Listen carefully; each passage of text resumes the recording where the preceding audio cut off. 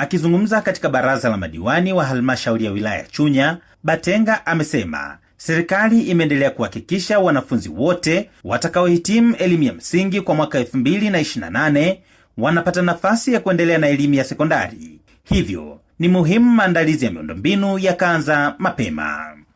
Naamini taratibu zinaendelea, kapo litatanuliwa na tutaendelea na makusanyo kama kawaida. Kwa hiyo naomba nichukue nafasi hii kuwapongeza waheshimiwa madiwani, kumpongeza mkurugenzi pamoja na timu yake kwa kazi nzuri ya makao. Lakini la pili, nitakuja kwenye masuala ambayo ya maelekezo ya kitaifa. Kama mnavyofahamu, mwaka 2028 tutakuwa na intake ama mapokezi ya wanafunzi wanaomaliza darasa la 7 kwenda sekondari wa miaka miwili mfululizo. Tutawapokea kwa wakati mmoja. Tutapokea wanafunzi wa darasa la 6 na darasa la 7 wakiwa wote wanakwenda form 1. Kwa upande wake, mwenyekiti wa halmashauri ya wilaya Chunya, Kevin Shishi, amesema tayari halmashauri imeanza ujenzi wa madarasa katika baadhi ya kata na kusisitiza kuwa madiwani wanapaswa kusimamia matumizi sahihi ya fedha ili miradi hiyo ikamilike kwa wakati na ubora unaotakiwa. Pia nimpongeze mkurugenzi wetu, kila jambo tunalolijadili hapa linaonekana kwa matokeo. Niwashukuru sana wataalamu wetu kwa ziara iliyopita ya kamati ya fedha. Kwa kweli tumeenda kujionea mabadiliko makubwa sana.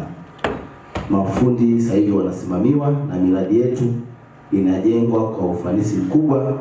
Mfano ni majengo ya madarasa 3 yaliyopo kwenye shule yetu ya Mchepuo pale. Ukienda mheshimiwa, wewe mwenyewe unajiona mpaka dasi akasema sasa tunapaa, na alitoa ushauri kwamba Mchepuo huu ikitupendeza tuupeleke na Rupa. Naye mkurugenzi wa halmashauri ya wilaya Chunya, Tamim Kambona, amesema halmashauri itaendelea kushirikiana na viongozi wa kata pamoja na wananchi ili kuhakikisha miradi ya ujenzi wa madarasa inakamilika kwa wakati na kuwahudumia wanafunzi kwa ufanisi. Baraza linakutana baada ya miezi 3.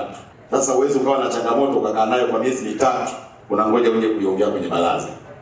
Wakati mkurugenzi yupo, maafisa mipango wapo, wakuu wa idara wengine wote wapo ambao wanaweza kupokea changamoto na kuzifanyia kazi. Mheshimiwa Mwenyekiti, wapo waheshimiwa wengine tunawasiliana moja kwa moja kwa simu, wakipiga na yale yanayotaka kufanyika tunayafanya bila hata kusubiria baraza. Kwa hiyo niombe waheshimiwa wao wanapokuwa na jambo lolote tuwasiliane tu moja kwa moja, na hata ukihitaji mimi nifike kwenye eneo lako nafika tu kwa wakati wote. Samuel Mpogole, Hope Channel Tanzania.